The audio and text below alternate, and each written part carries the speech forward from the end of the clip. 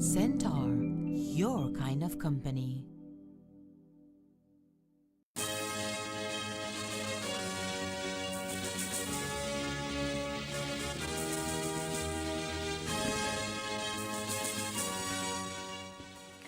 Tonight on CTV3 News, progress brings problems. As highways are upgraded, the number of traffic accidents increase even here in the north. Voidor in Bladen case resumes, a key witness testifies.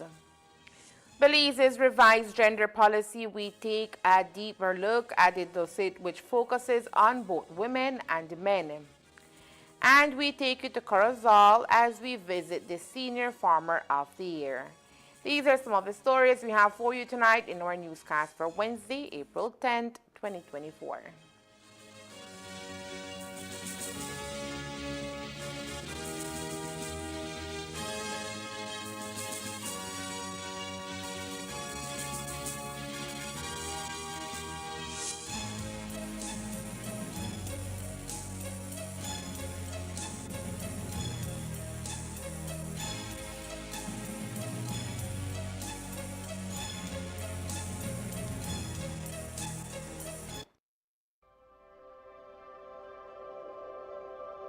For 19 years, SMART has been the pulse of our nation. A journey of growth, innovation, resilience, and unity. From the first call that bridged distances to the data that brought us closer than ever, SMART has been there, weaving threads of connection across our beautiful land. We have been active in providing innovative solutions to enhance our customers' lifestyles. Over the years, SMART has developed and provided various services to meet customers' needs. To the dreamers, doers, and the believers, thank you for making SMART a part of your story. For 19 years of trust, loyalty, partnership, and shared experiences. As we celebrate 19 years of connecting lives and dreams, let's keep the rhythm alive. Together, let's continue to shape our future one connection at a time. Come and be a part of the SMART family, where we empower you and our country today, tomorrow, and beyond.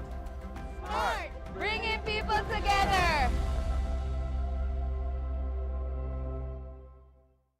The April sale is now at Cellular World. Enjoy massive savings store-wide and take your luck when you get a chance to get cash back with our Scratch and Win Tickets giveaway. Ask about our unbeatable low prices guaranteed with budget phones starting as low as $49. Android starter phones starting at an all-time low price of just $115. Redmi gaming phones starting at $359. Samsung A series lead offers starting at just $269. Fully backed up by 1-year local warranty. Plus, the newly added ZTE, Infinix, Logic, and Techno smartphones now available countrywide. But that's not all. We've got you covered with something for everyone. Kids tablets, smart TVs, speakers, headphones, and earbuds, gaming consoles, smartwatches, accessories, and so much more. Visit any of our stores in Belize City, Belmopan, San Pedro, and now in Orange Walk to start shopping today. Or shop with us via our virtual store through Facebook, Instagram, or WhatsApp at 615-5141. Don't miss out. We got the deal for you. Introducing Max, the one to watch when you want the best content and an enhanced experience. Starting February 27, if you have HBO, you'll have access to Max.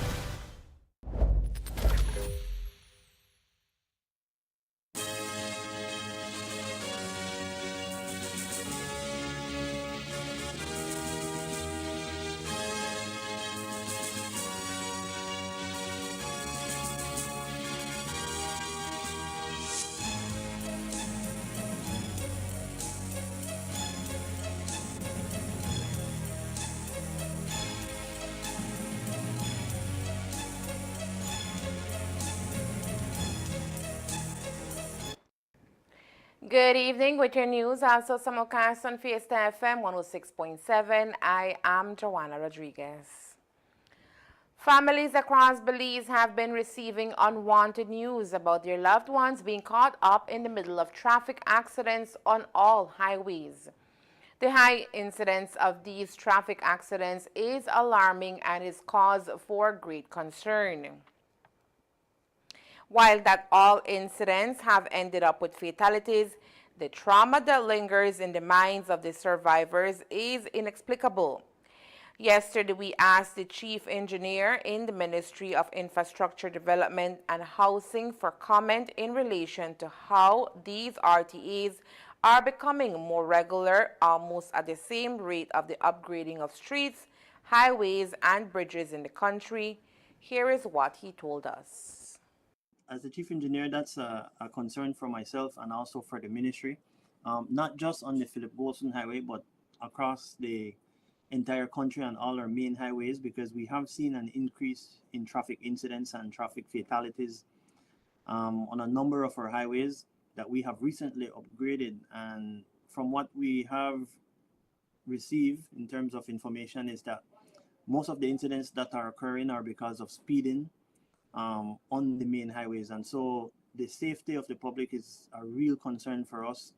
So despite the fact that we want to improve our highways to an international standard, we have to try and ensure that we do some kind of public awareness, which we have already started, but I think it's something that we have to continuously do countrywide, because we're having a number of fatalities that are as a result of speeding and also driving under the influence.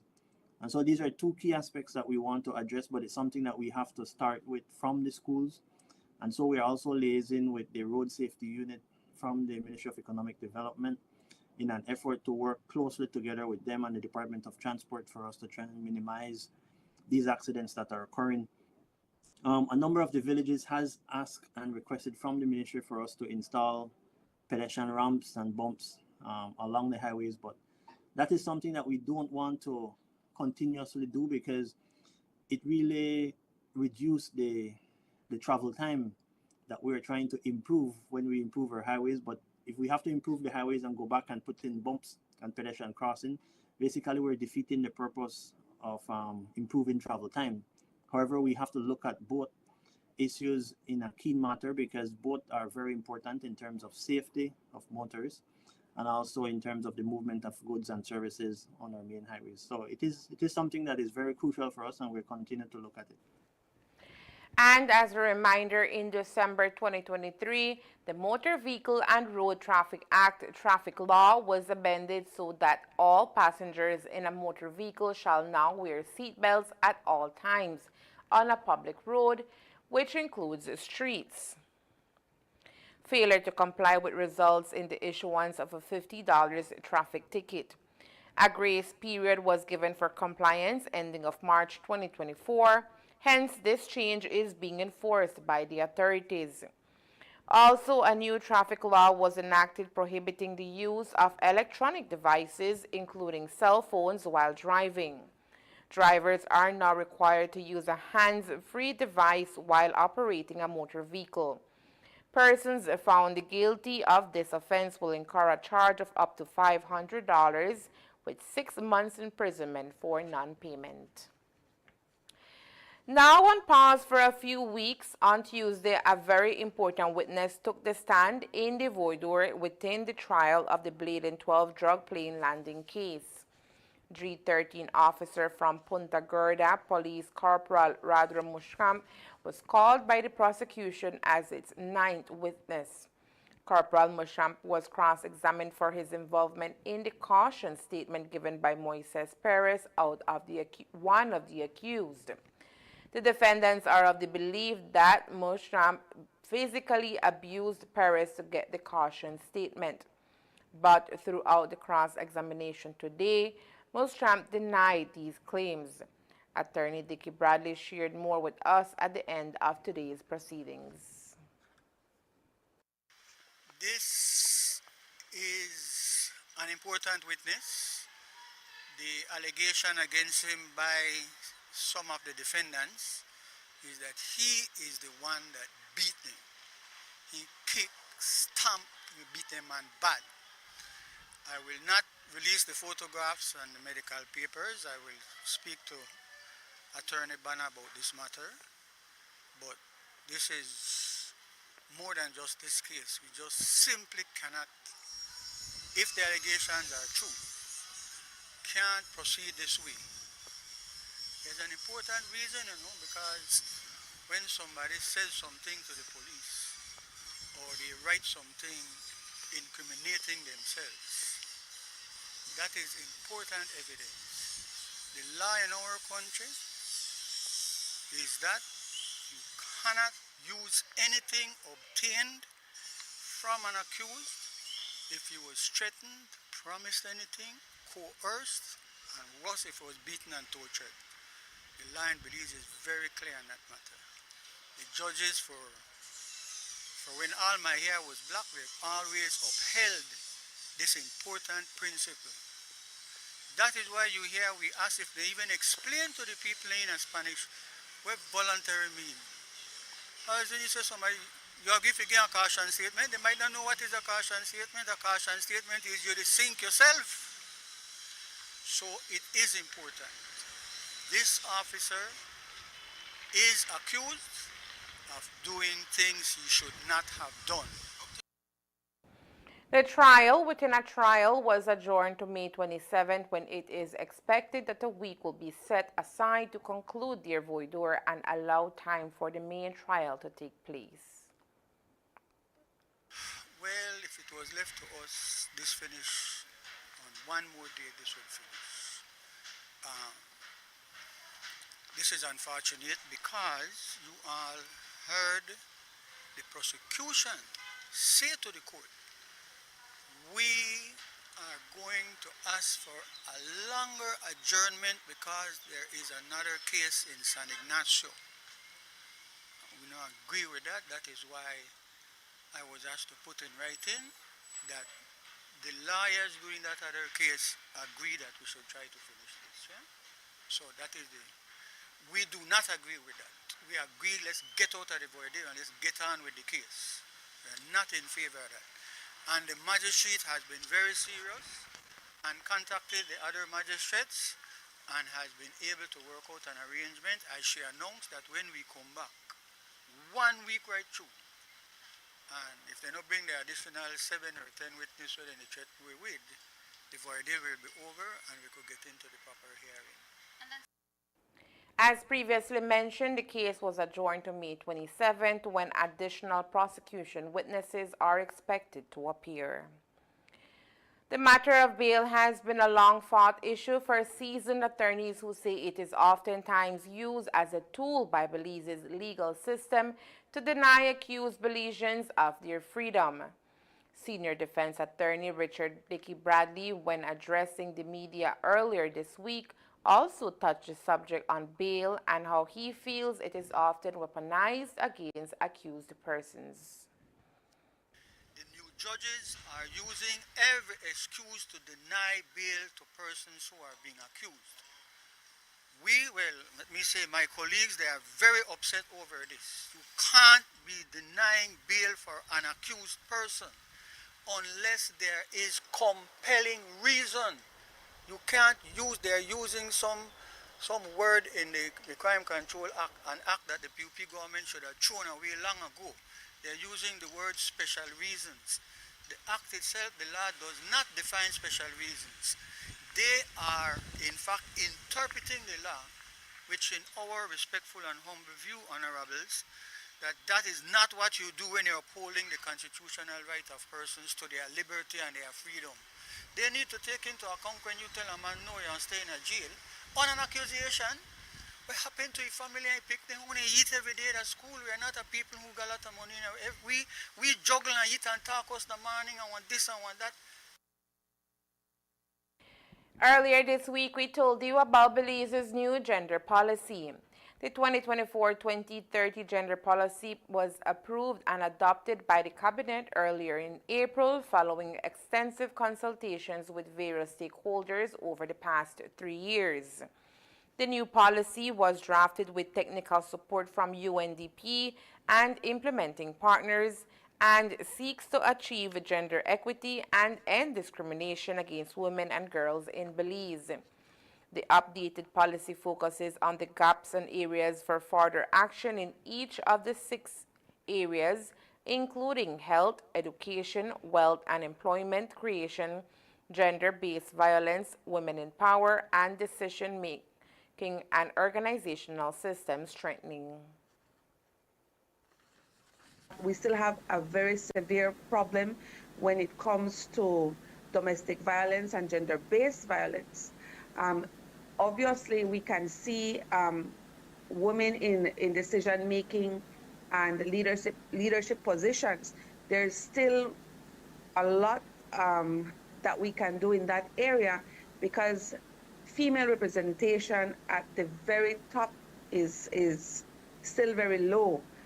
Women at the House of Representatives, women in cabinet. Right now we have only one woman in cabinet. So obviously there is a great need for the national gender policy. There are still very many gaps. We still have gaps in health. We still have gaps when it comes to institutional strengthening.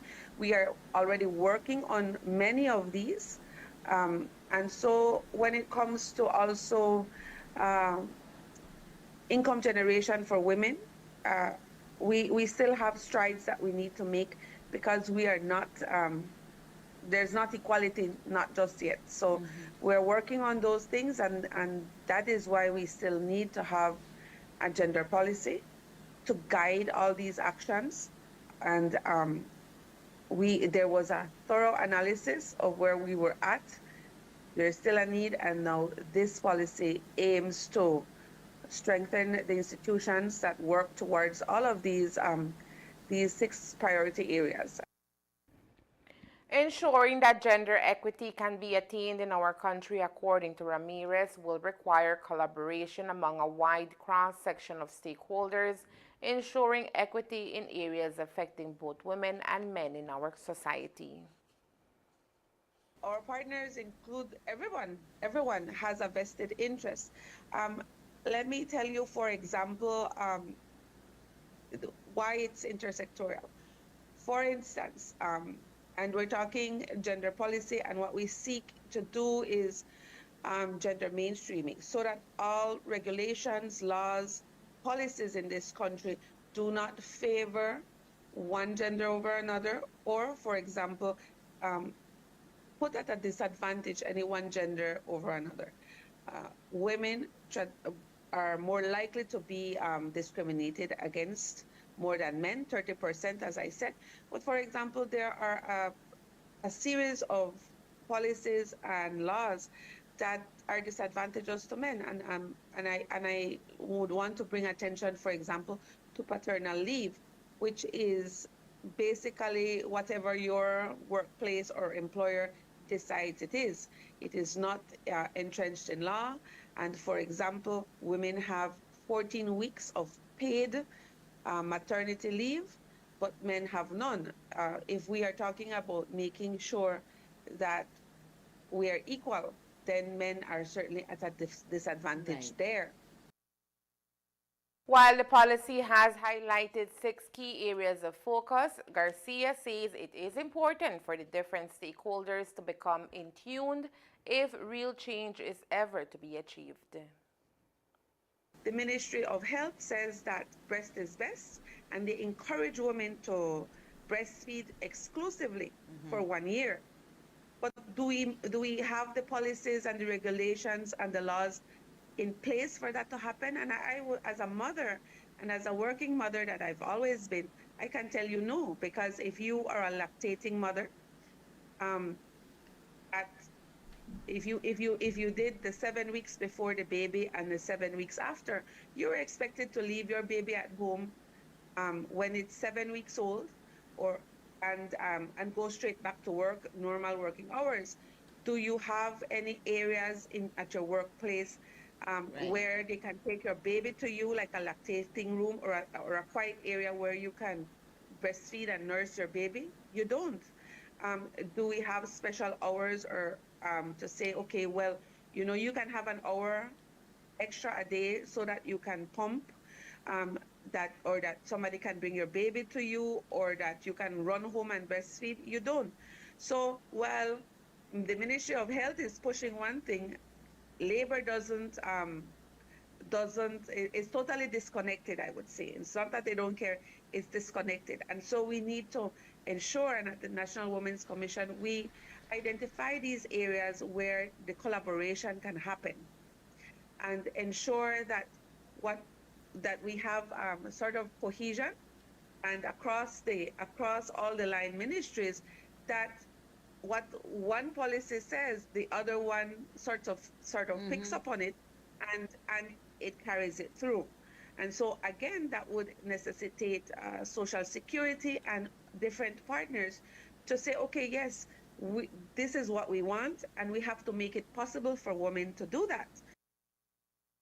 Though the changes seen across the different sectors has been at small pace, the National Women's Commission says there has been real adaptation towards gender equity within our communities.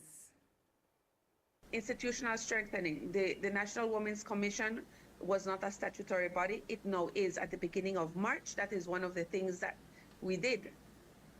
That is already set. It was the National Committee for Families and Children that is now a full-blown commission as well, and a statutory body. So this is where we're saying we're strengthening institutions. Even in the public sector and the private sector, for instance, there are many organizations, and let me highlight and give kudos and a big shout out to BWS, who is a great partner of the National Women's Commission. They have a gender policy, one of the most modern and the most up-to-date gender policies that in the country. They are a great place to work in if you're a woman. They have ascribed to the gender seal from the National Women's Commission, which just generally would be able to let you know as a woman that this place believes in gender equity, inequality, respects that they're equal pay for equal work, no matter your gender, is a place free of discrimination and working towards safer work environments, and ensuring that women have the same rights as men within their workspace. And so all of these things speak to institutional strengthening. And there are other organizations that have committed to doing that. So look out for the gender seals. That will signify to you that these people are working towards ensuring that their workspaces are indeed free of discrimination. Coming up next, a one-on-one with the Senior Farmer of the Year who hails from Corozal. Stay tuned.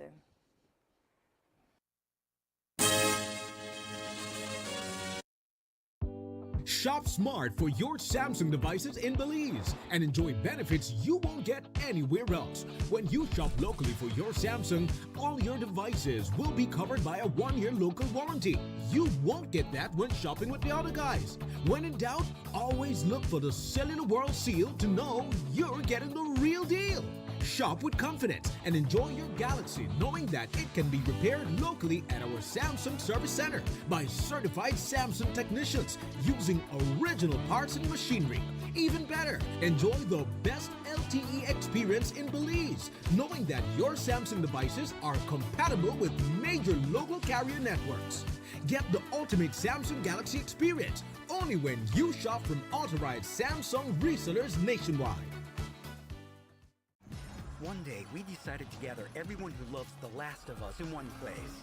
The naked and afraid fans, and well, everyone who loves realities. The ones who don't like spoilers, and the ones who do. And those who love Barbie and Peppa Pig. That place is called Max.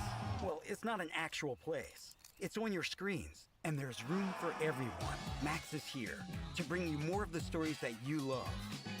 Max, the one to watch.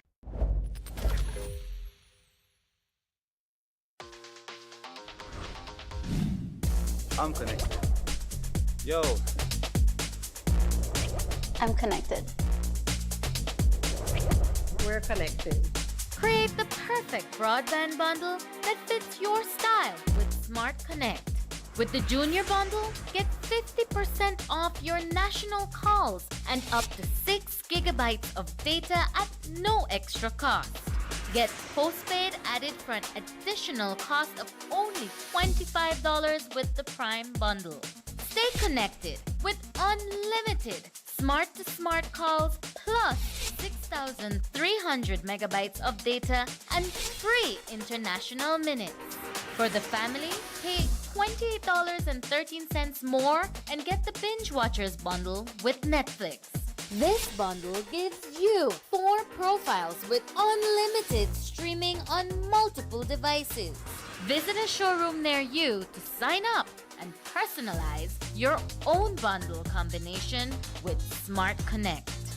Smart, bringing people together. An alarming video has gone viral on social media after it surfaced this afternoon showing an apparently drunk male driver falling asleep behind the wheel of a golf cart as he drives on northern San Pedro, swerving across the road. As expected, the driver eventually runs over a cyclist, knocking him from behind. The cyclist falls in front of the golf cart as one of its wheels rolls over him. While the individual received minor injuries, the issue brings to light the huge problem of driving under the influence of alcohol. The impact happened near the truck stop 1 mile north of the bridge. The matter is being investigated. The National Agriculture and Trade Show Committee has released the names of the winners of the Farmer of the Year awards. In the senior category, we are proud to note that Nandi Esban Aldana from the Corozal district took the award. Aldana, along with the female and the junior Farmer of the Year, will be recognized at the National Agriculture and Trade Show on April 26th and 27th this year. But before he takes that stage, Aldana took us to his farm and showed what he has been able to plant over the years on some 10 acres of land where he grows sweet corn, onions, carrots, watermelon, and radish. Elmer Cornejo has that report. According to the United Nations, one is considered a young person up until the age of 27. But despite that, that is exactly his age. Nandi Esmanaldana has been named the Senior Farmer of the Year 2024 by the National Agriculture and Trade Show Committee. When we visited him this morning in Concepcion Village, he had just sold over 100 sacks of onions to some of his regular customers from the southern part of the country who traveled all the way north to purchase from Aldana due to the quality of his produce. Aldana's farm is located some 5 minutes outside the populated village of Concepcion. This is his next home, and while for some toiling the soil might seem hard, for Aldana it was a regular day at work despite the scorching sun. Pues la verdad me sentí muy contento, bien feliz porque era un logro que yo quería tener algún día porque hace 12 años atrás gané Junior Farmer of the Year. Sí, ahora 12 años después, Senior Farmer of the Year. Y era como una meta conseguir algún día. ¿Pensaste que lo ibas a lograr? Pues estaba entre mis posibilidades. Entonces, pues pienso que sí. ¿Tu familia qué dice? Pues al igual que yo, están contentos, están emocionados, podría decir, al igual que yo, porque es una emoción. Aunque conseguiste el título Senior Farmer of the Year, tú solamente tienes 20 y algo años. Sí. ¿Y cómo te hace sentir ganar una categoría así a una temprana edad? Pues como le digo, me siento muy contento, feliz.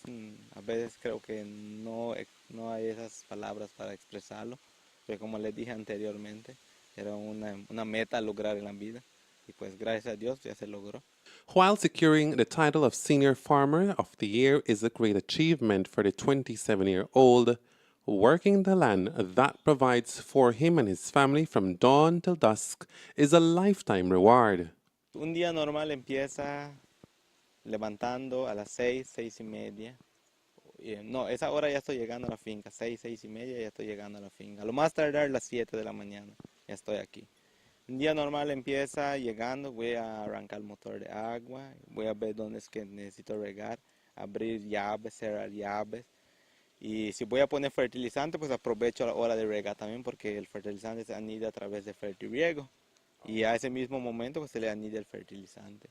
Y si hay que fumigar, pues fumigo temprano, o si hay que deshiervar o cualquier cosa que haya que pasar en la finca, es un día normal. Hasta como ya a las 11 de la mañana, pues ya el sol ya está un poco caliente, ya es hora de buscar la casa, a descansar y ajá, lunch time. Y ya después de eso, pues ya descansó un rato el cuerpo, ya es hora de regresar, seguir dándole al trabajo. ¿Cómo a qué horas regresas? Más o menos como entre las 2, si está muy caliente el sol, pues las 3 y así. Y termina el día a las 5 de la tarde, o si hay demasiado trabajo, 6 de la tarde, o cuando hay de verdad sí estoy estancado con trabajo, hasta las 7, 7:30. Pues el resultado, cuando ya dan frutos, es muy satisfactorio ver los resultados ya logrados, porque es como mirar como un fruto de tu esfuerzo, ya que ya está en producción, todo se siente bien, porque ves que todo el sacrificio que hiciste, los gastos y todo, vuelven a regresar. From an early age, Aldana fell in love with agriculture and everything in between.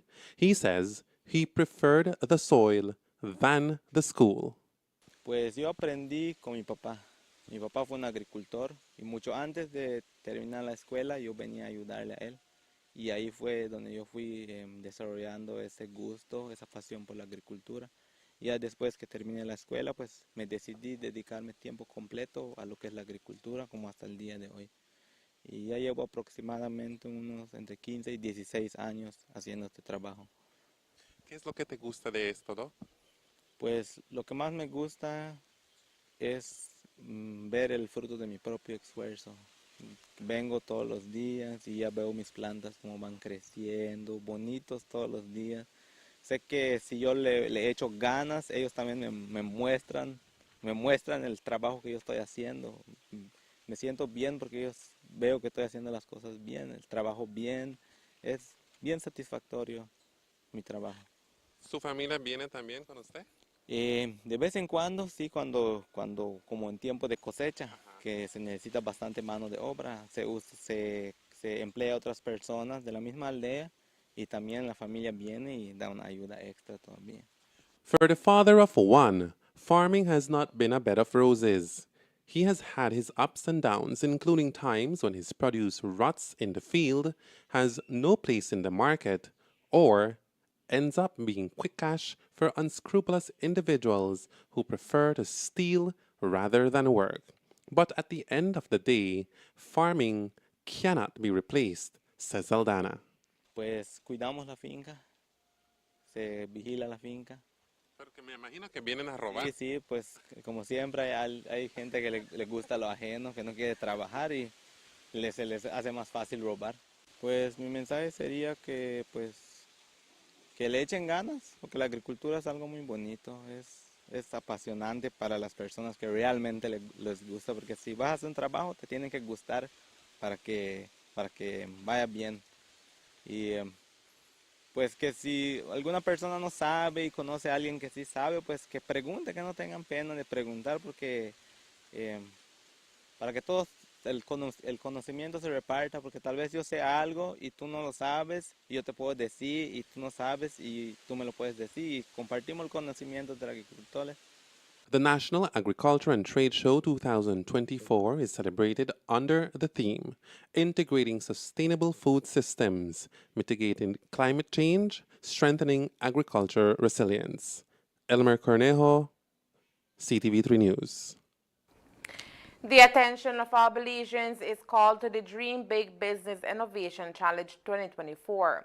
If you believe you have a winning idea or business concept and are looking for financing to start up your venture, or are a small entrepreneur with a great product that you are believed in, this competition is for you. The Dream Big Business Innovation Challenge 2024 was launched this year for the very first time by American investors in Belize, whose goal is to help Belizean entrepreneurs. A total of $30,000 in cash prizes will be awarded to 5 winners with the best innovative ideas. My business partner, John, and I, we were in a chamber meeting in Belize City, and we were challenged at that chamber meeting that the best way for us as business people in the country could help the country is to dream bigger. And when you say something like that to me, the way I was raised, we're going to start dreaming bigger. So I went back to my partner and said, we got to come up with something for entrepreneurs, because entrepreneurs are the heart of typically the creation of middle market industries. So even things above BPOs. It's people who have a dream, create something, and then give people a place to continue to move in their careers. So we created the Dream Big Innovation Challenge. It's 2 months. It starts on April 1st, so it started, 10 days ago? Right. And you can submit applications until the end of May. Okay.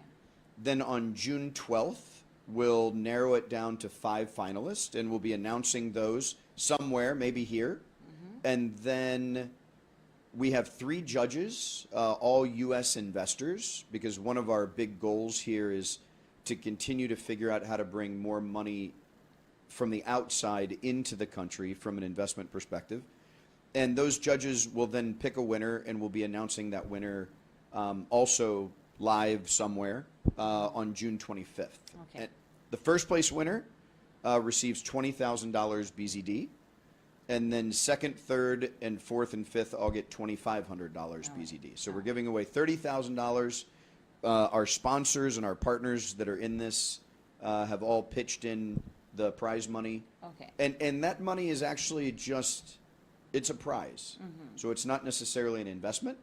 It's a prize. You can do whatever you want with it. If you decide you don't want to start your business, that's okay too. Okay. You still had the best idea, but then our BPO, Customer HD, and our partners will work with the winner of the entrepreneur for 6 months to try to take their business to the next level as well. Competition started on April 1st and will narrow down to 5 finalists on June 12, 2024. Judging will be conducted by U.S. business leaders who have vast knowledge in startups, product development, and capital investment.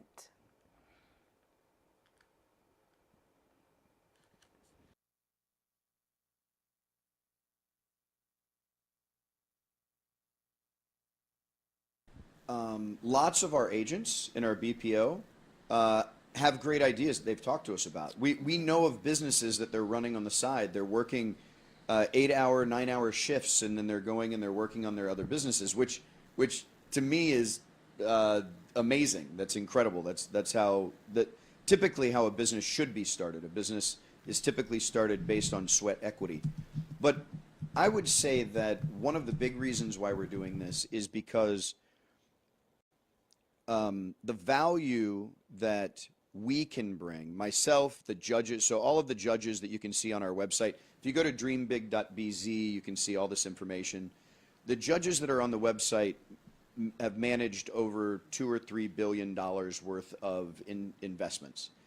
And to folks in the United States, and what a lot of people here in Belize don't know, is when we hear Belize, and I tell people I'm coming to Belize, they usually give me a, ooh, fancy. and they wish they could come. And so the brand of the country of Belize in the United States is very untapped. And so products from Belize are, we believe, products that can be very much in demand. And so the idea of taking entrepreneurs that have already created incredible products that can have impact and that are innovative, those kind of products are the products that we believe can do very well in the United States. In addition to $20,000 grand prize, the top idea will be offered support, mentoring, marketing, distribution, and more for 6 months to take their business to the next level. One of the things that we've tried to do, if you go to the website and you click enter, the form that you fill out is very simple. So you don't have to upload financials, you don't have to do a business plan. in fact, the first question is describe your business in 7 words or less. Okay. And we're looking for people who just have an idea, that have just been thinking about something for a while, but they might have never even said it out loud yet because they aren't sure it's a good idea, all the way to companies that are already existing. So if you're already operating and running a business, but you think that having the help of some business people and having the help of some prize money can be helpful, you're also welcome to enter as well. As long as there's a venture, there's an entrepreneurial venture, it can be operating, it can be an idea, it can be in development, and it also doesn't have to be just you. So for example, we're working with UB, and UB students are going to be applying as teams. Okay. So a lot of them have been working on ideas for a while, and so they'll be applying as a team. Okay, so you can do that. You can Absolutely. apply as a group. You can apply as a team. You can apply more than once. Okay. You got 20 ideas, put them all in the website. Right. And the judges, I'm not one of the judges. I want to make it really clear. We're not judging. But the judges are going to they're basing on 3 criteria: impact globally, the feasibility of the idea, and how innovative the idea is. As previously mentioned, the competition launched on April 1st and submissions will be accepted until May 31st.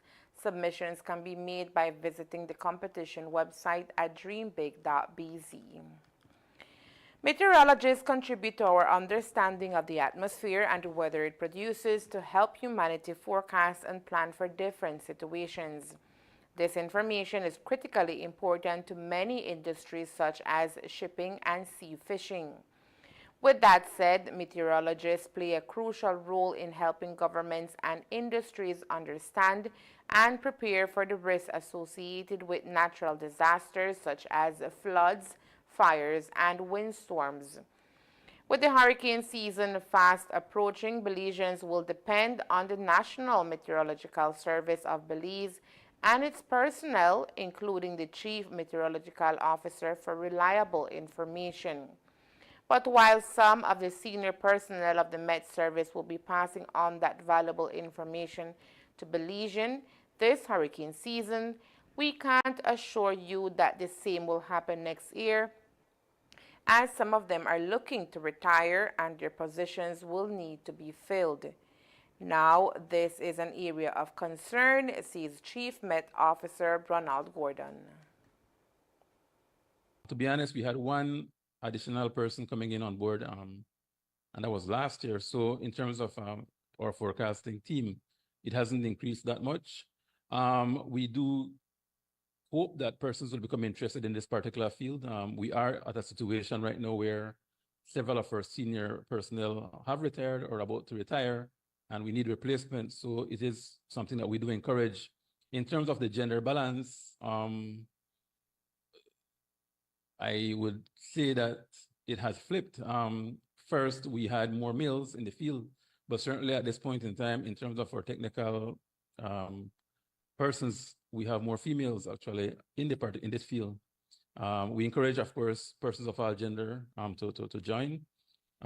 We do outreach to different schools at different times to try to encourage students to become interested in the field of meteorology. And we would hope that it will be something that will take off. One of the issues that we do have, of course, is that this particular field is not offered in Belize, or it is not taught here. So persons need to go abroad to become qualified. And that's one of the things that actually hinder us in being able to recruit more personnel. And that's the news. We invite you to join us for another newscast on Thursday, April 11th, here on CTV3 and Fiesta FM 106.7. Remember that to read a text version of the news, you can visit our website at ctv3belizenews.com. You can also log on to our Facebook page for current stories at facebook.com CTV3 Belize News, or our YouTube channel at CTV3 News BZ. Remember to wash your hands and remain safe. From all of us here at CTV3 News, thank you for watching and listening. Good night.